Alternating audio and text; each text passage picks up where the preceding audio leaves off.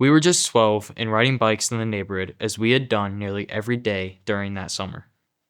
My best friend and I were simply enjoying our lives, thinking that the world was a small and safe place to be.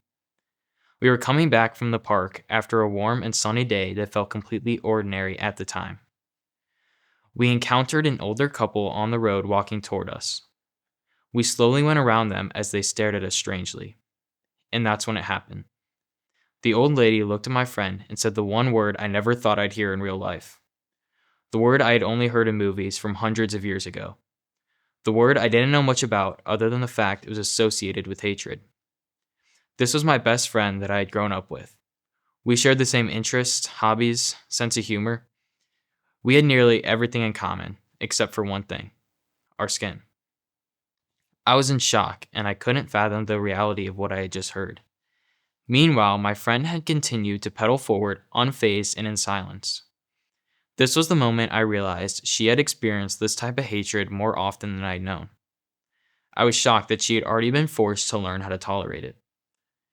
The one tiny characteristic that differs between us allows me to feel safe while she is targeted because of it. What upsets me the most about that day was not only the racism itself, but the fact that I stayed silent. I didn't stand up for her as I should have. I was scared and unsure of what to do. However, I learned through my silence on that day that hatred will only get worse the more the people stay quiet. Since then, I have made an effort to be different.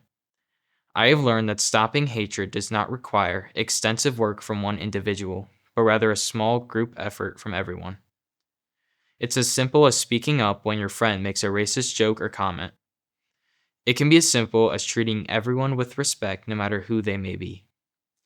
Ultimately, eliminating bigotry and choosing open-mindedness is one of the most powerful ways to defeat hatred. That day on the bikes changed my perspective on the world and how I can play a role in shaping it. I cannot change my silence on that day, but I can, however, change how I will act in the future. It's not always about confronting, but rather making sure such hatred doesn't get overlooked. I hope that through my actions, I can be a part of a generation that creates a world where everyone is seen as human.